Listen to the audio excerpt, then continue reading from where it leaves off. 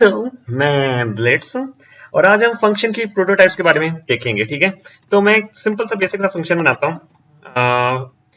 Function sorry ए नाम से बना लेता हूँ, कैपिटल ए से। ठीक है, ये आर्ग्यूमेंट्स कुछ भी नहीं ले रहा। ठीक है, तो मैं करता हूँ सी आउट 1 कर देता हूँ और एंड लाइन। ठीक है, अब मैं एक और फंक्शन बनाता हूँ। पहले मैं आपको एक चीज बताता हूँ, अगर सपोज ये मैंने नीचे मेन फंक्शन के नीचे बनाया तो क्या होगा? क्या ये एरर देगा? नहीं, ये एरर नहीं देगा। ठीक है, इसको अगर हम कॉल करेंगे फिर ये एरर देगा। ठीक है, जब हम इसको ये करेंगे, रन करेंगे, ये एरर दे रहा है। क्या कह रहा है? Identified not found. आइडेंटिफाइड कहते हैं नाम को। ठीक है, अगर वेरिएबल का नाम नहीं मिलेगा तो कहेगा कि यार ये चीज नहीं मिली। अब बेसिकली फंक्शन का नाम भी तो नाम है ना, तो कह रहा है कि आइडेंटिफाइड नहीं फाइंड कर पा रहा है। ठीक है, इसका मतलब फंक्शन को ढूंढ नहीं पा रहा है। क्यों?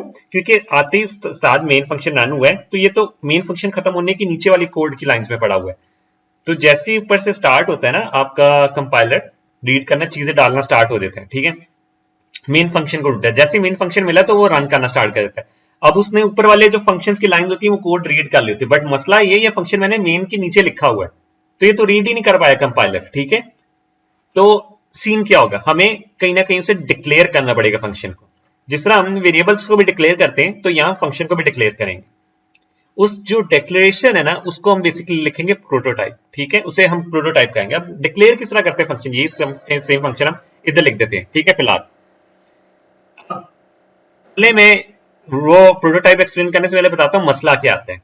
ठीक है, अगर आप नीचे भी नहीं डिक्लेयर करना ना उससे फिर भी चले, फिर भी मसला क्या आएगा? मैंने एक और फंक्शन बनाया, वॉइड बी बनाया फंक्शन। ठीक है, बी वाला फंक्शन पता क्या करेगा? पहले ए वाले फंक्शन को कॉल करेगा, फिर करेगा सी आउट करेगा 2। ठीक है, अब मैं करता हूं ये बी वाले फंक्शन को कॉल करूंगा तो 1 और 2 दोनों होने चाहिए, है ना?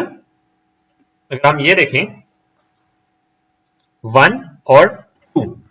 ठीक है, ये चीज ऐसे ही काम कर रही है। अगर मैं यहाँ एक चीज बनाऊं आपको एक समझाने के लिए ना, एक सेकेंड, इसको मैं करता हूं ये ऐसे ही है। अरे आपने बुक स्टैक में रखना स्टार्ट किया। ठीक है,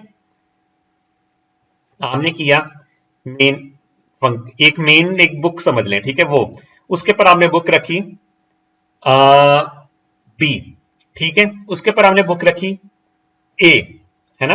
देखिए, अगर हम यहां देखें, पहले मेन फंक्शन स्टार्ट हुआ, मेन के अंदर बी खुला है, बी के अंदर ए खुला है, तो सबसे पहले बुक कौन सी रीड होगी? ए वाली। ठीक है, ए वाली जैसी खत्म होगी तो ये किधर रिटर्न होगा? बी वाली बुक के अंदर। ठीक है, और बी वाली बुक जब खत्म होगी तो कहां रिटर्न होगा? मेन फंक्शन में रिटर्न होगा। मेन फंक्शन में रिटर्न हुआ तो ये उधर हो जाएगा।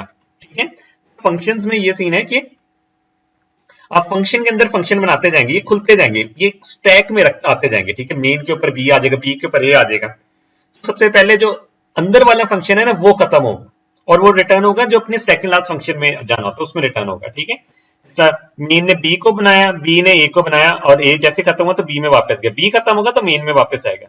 यह कोई बात समझने की जरूरत है। बट अगर मैं ये करूं कि ये इसको बना दूं इधर, है ना, मैं इसको रन करता हूं, ठीक है, तो ये फिर एरर देगा।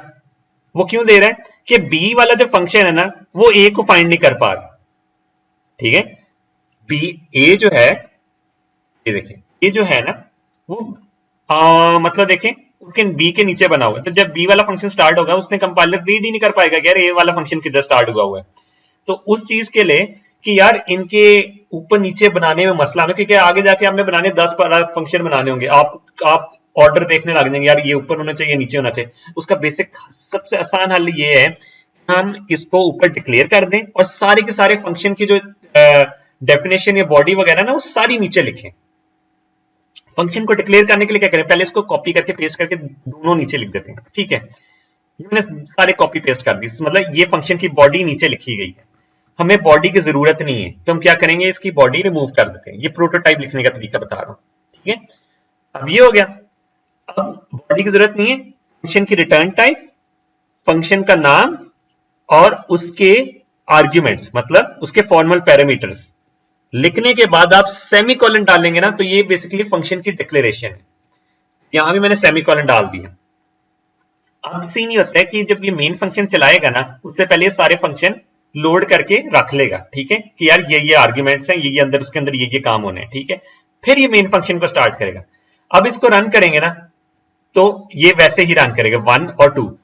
अब मैटर नहीं करता हमने ए ऊपर बनाया ए नीचे बनाया, कि इसने यहां लोड कर चुका है, ठीक है। और इधर भी ये मैटर नहीं चीज करेगी। सपोज आप इधर ए भी इस तरह कर लेना, हाँ बल्कि बी ऊपर ही बना हुआ है ना, तो देखें ये चीज भी मैटर नहीं कर रही है। क्या कर रहा है, सारे वेरिएबल्स, जिस तरह वेरिएबल्स आप पहले डिक्लेयर कर लेते हैं ना, बाद में उसके अंदर जो चीजें करनी वो करें, ये वैसे ही काम करेगा, ठीक है।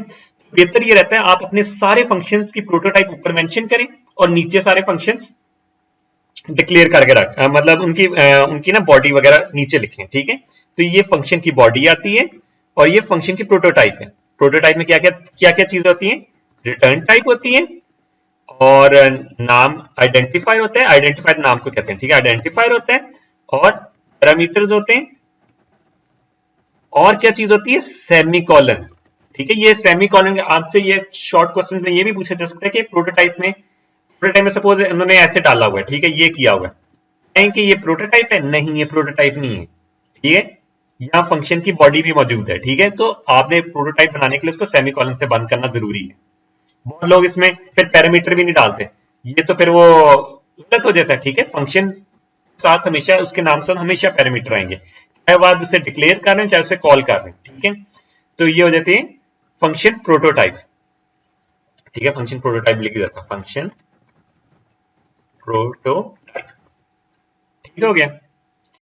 अगर आपको मेरी वीडियो पसंद आई हो तो इसको लाइक, सब्सक्राइब और शेयर करें और हम मिलेंगे अपनी नेक्स्ट वीडियो में।